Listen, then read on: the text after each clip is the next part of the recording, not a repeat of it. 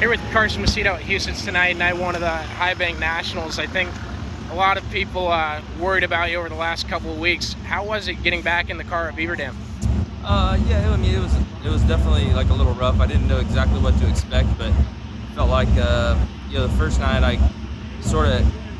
just had a full night, and then I kind of knew what to expect the next night at least.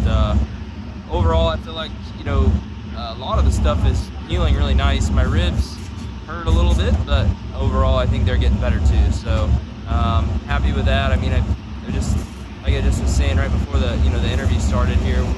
I'm really thankful for how it all turned out. It could have been so much worse, and thankful for the obviously on top of it track crew and officials at Knoxville Raceway, and the World of Outlaw officials and everybody that was a part of it, that drivers, everyone that tried to help me in that situation. So it means a lot, and hopefully someday I can repay that for them.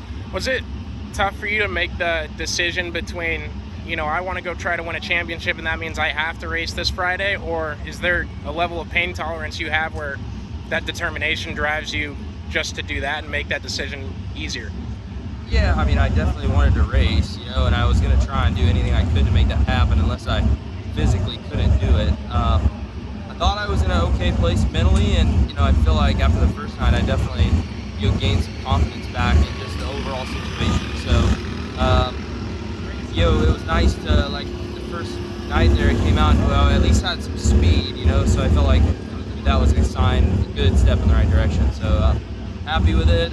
Obviously would have been ideal to have 2 weekends off, with rainouts or something like that, but it just didn't happen that way, and busy racing, so it's that time of the year and just got to get after it. How relieved were you when you pulled back in the pits on Friday and they looked at you and said you're second quit?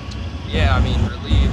When I got out and I was quickest in hot laps, I couldn't believe it. And then time trialed really well and got the dash, and it backed up a little bit in the feature, which was definitely not ideal, but I think that my mind wasn't quite in the right place at that time of the feature. I was still trying to I think have an idea of where I was pain-wise, where my head was. I was trying to stay focused, but at the same time your side hurts and stuff like that. But like I said, the second night I kind of had an idea of how it was going to be and what I was up against and what I could expect. So I felt like my head was in a better spot, and then I was able to put together a better run the second night. What makes a good night for you tonight? And I guess how nice is it having that 3 prelim nights and the worst one gets thrown out? So if tonight sucks, then at least you got the next 2 days. Yeah, I mean, I think it's going to make it interesting. They definitely put together a different format. They're putting big money on the line too, so you got to race hard. It seems like with the inverts and everything else, we're all going to have to be on our toes and race as hard as we possibly can. But overall, I think that my race car's fast. I know the 41 car was really good here last year, so hopefully that's the same way this year too.